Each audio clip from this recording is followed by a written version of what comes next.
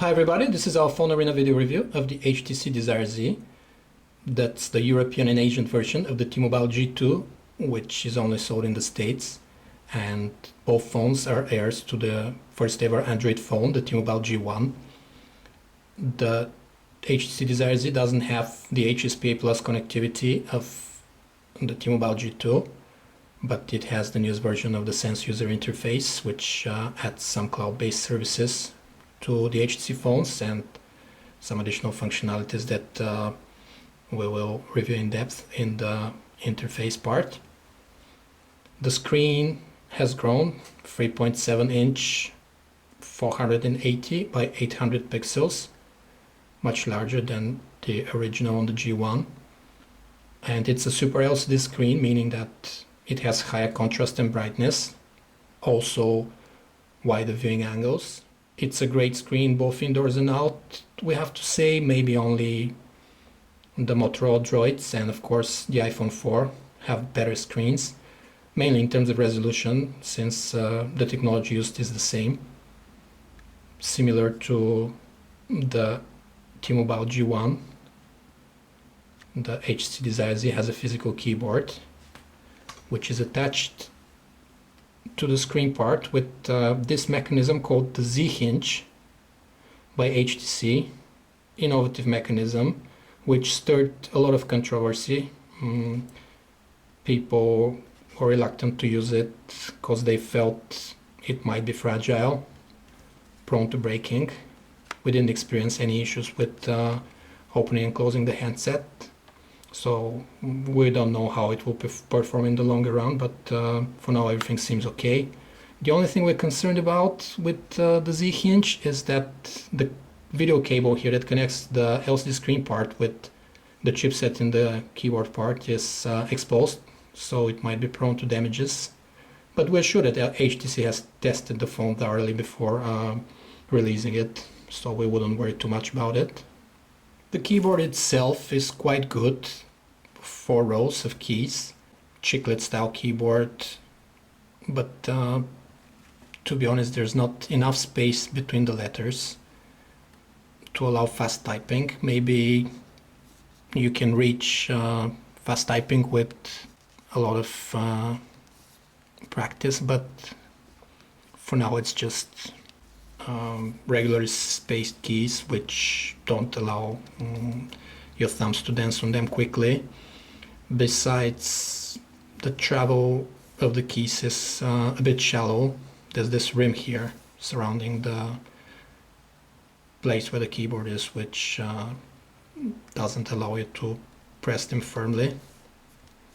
And HTC said that this Z-hinge mechanism is because they wanted the screen part to be flush with the keyboard part, so you don't bash your thumbs against it. But that's exactly what happens if you're typing on this top row here.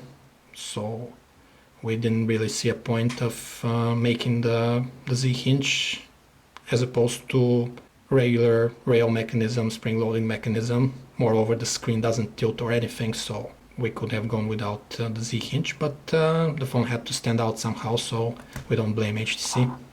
Other than the shallow travel and thumb bashing against the screen part, we don't have any complaints about the keyboard. It's pretty good, and typing on it requires some getting used to, as with all physical keyboards, but you get used to it with time. The space bar is big. It's placed in the middle, where it belongs, unlike some other phones we've seen, not on the left or on the right.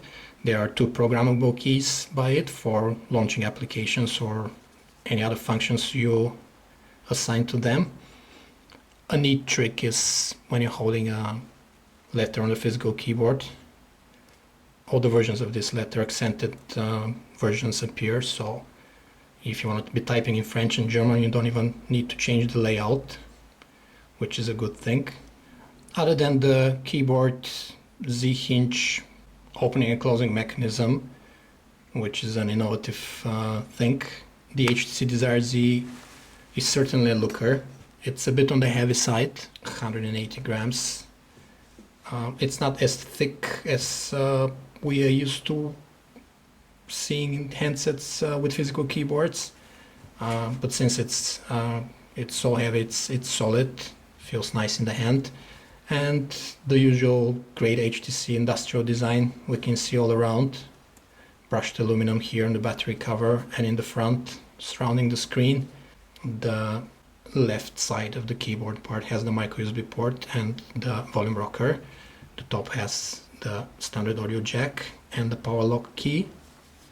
And here on the right of the keyboard part we have the latch that opens the battery cover, brushed aluminum as we said.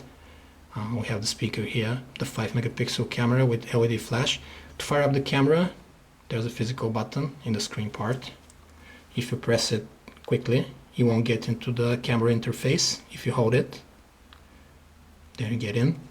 Underneath the screen is an optical trackpad for changing the home screens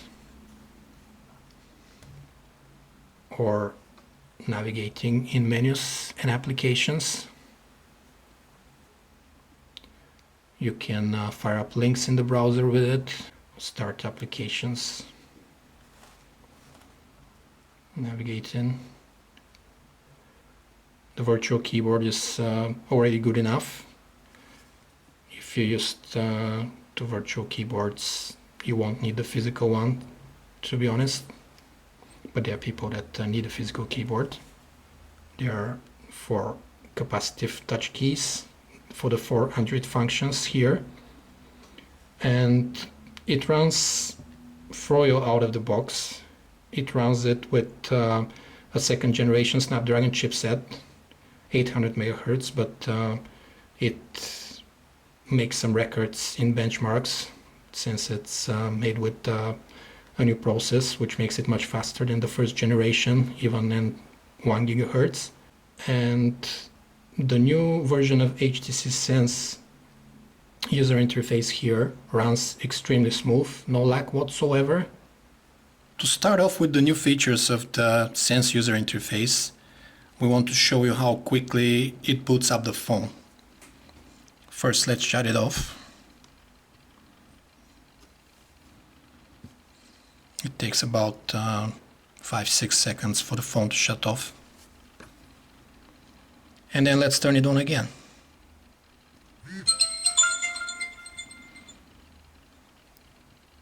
Here you go. Less than 5 seconds to boot into the Sense user interface. Now it's looking for the networks. And it's less than 10 seconds to find signal and to enable you make calls and run applications. Extremely good results, and it puts the phone in some kind of a hibernate or sleep mode, because when we took out the battery, after we inserted it back in and booted up the phone, it took it the usual 30-40 seconds to boot up completely, but still a very thoughtful addition on HTC's part. Well, let's start showing you what the name of the game is here with the new HTC Sense. The name of the game is Personalization. There's even a dedicated button here on the home screens. You can choose different scenes as in the previous versions of the HTC Sense. These here are much more refined, let's say. Work.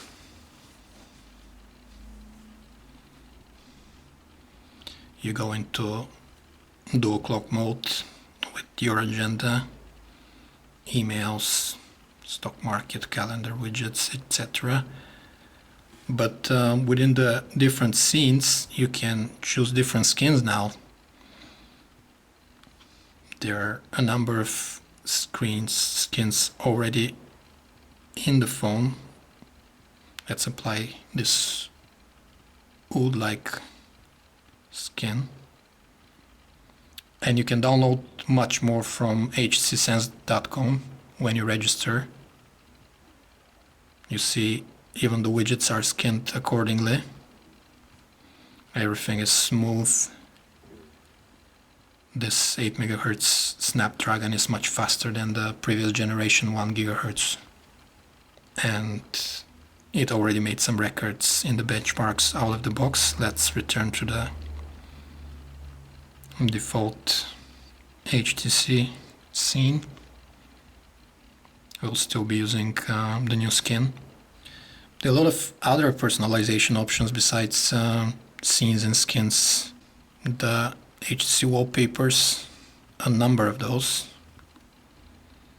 See how pretty flipping through them is.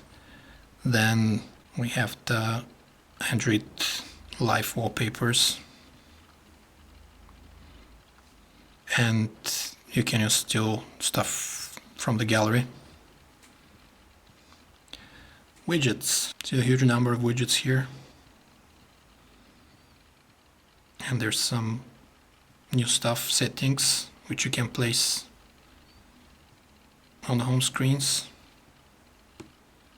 for turning off on and off data, for example, or your connectivity options and power options. Much better looking than the stock Android widgets. There's another cool function in widgets. If you can edit one, there are two buttons here, remove to delete it, and edit is active. You can select a group for the widget. Pretty cool. Let's have a look at the main menu now. HTC has the full set of Google services, including the newest YouTube application version and news and weather. Top stories, Google News, very smooth, very easy to use, and all the usual Google suspects are here. Places, latitude, navigation, maps, search, etc, etc. But we want to show you the new things. If you register on htcsense.com, you'll be able to use the HTC Hub,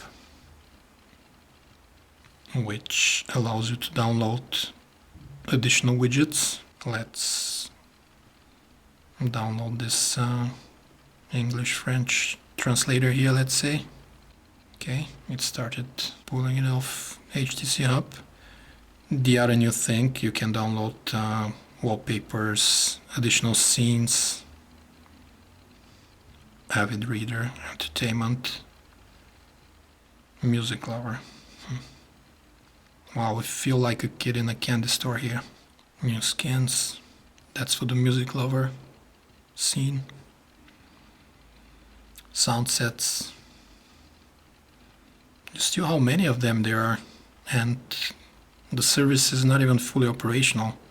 Ringtones, alarm sounds, etc. Here it shows you what you have downloaded so far. And HTC Likes is a new service, again, that comes with the latest version of Sense. Basically pre-screened applications from HTC with likes and comments, etc. And the most popular applications in Android market currently, chosen by users. You can add friends that are recommended by HTC, who use htc.com as well, htcsense.com. The applications you've downloaded already are here. If you've marked something for further download, very useful service together with HTC Hub. The other really novel feature besides cloud-based services and fast boot up times with HTC Sense is the Locations application. It's basically a partnership between TomTom and Route 66 navigational software. Here it shows you shopping, eating and drinking, footprints from HTC around your area. You enter the map. The map is able to support multi-touch, and what's more, there's a digital compass which is able to show you always which direction you're heading to, as opposed to you walking or driving a few blocks and then the GPS figuring it out after recalculating the route that you're in the wrong direction and you have to go back. And this one here allows you to upgrade, which basically means besides the pre-installed maps, here the phone is with an Eastern European set of maps. Includes all the Eastern European countries and Central Europe, Russia, with full maps and voices in the respective languages. You can download additional maps for wherever you're heading. We counted in total about 90 countries the software supports, which is on par with what Nokia Ovimaps is offering. And these are full maps. And not only the maps, but you can also purchase voice-guided navigation. Google Maps and Google Maps Navigation are great free services, but they only work in the US and Western Europe. But if you're heading to the rest of the world and you don't want to incur roaming charges or data charges, this solution by HTC is definitely worth checking out. Let's see if you're heading to the States. A 30 days pass is €4, 1 year €16, and for the life cycle of using locations, €24, which is not bad at all for a full voice-guided turn-by-turn navigation. Of course, as we said, Nokia devices have Ovimaps voice-guided navigation for free, but if you want to use Android, that's a great alternative outside of US and Western Europe for just traffic safety cameras. Okay, let's say we want to go from where we are to, let's say, the Eiffel Tower. Oh, it's a footprint landmark with HTC. And we want to be driving. The software calculates the route quickly. And then you can start driving, and it will show you exactly where you are on the map.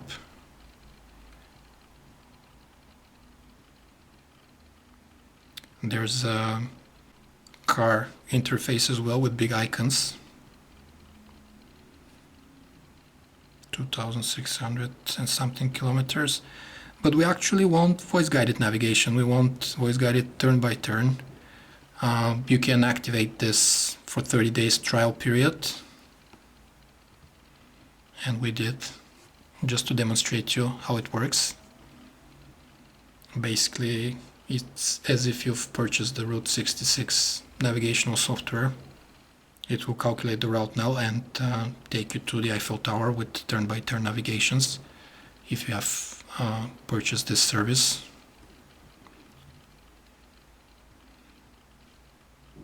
Here's how the car panel looks like. Great, big, easy to use icons, colorful.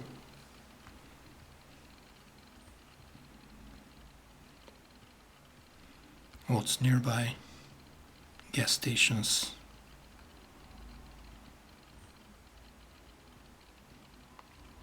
Great navigational software by HTC.